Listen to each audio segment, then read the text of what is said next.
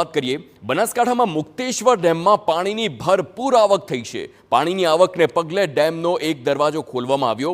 ઉપરવાસમાં ભારે વરસાદને લઈ મુક્તેશ્વર ડેમમાં નવા નીરની આવક થઈ। ડેમની સપાટી વધતા સરસ્વતી નદીમાં 200 ક્યુસેક પાણી છોડાયું છે। સાયરન વગાડી અને નદી કાંઠાના લોકોને સાવચેત કરવામાં આવ્યા।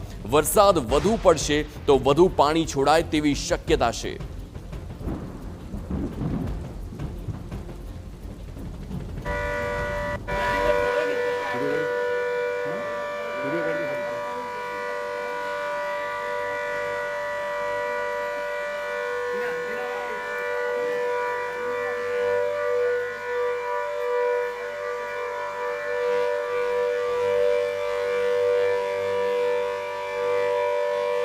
બસો ક્યુસેક પાણી છોડાયું અને સાયરન મારી લોકોને એલર્ટ કરવામાં આવ્યા।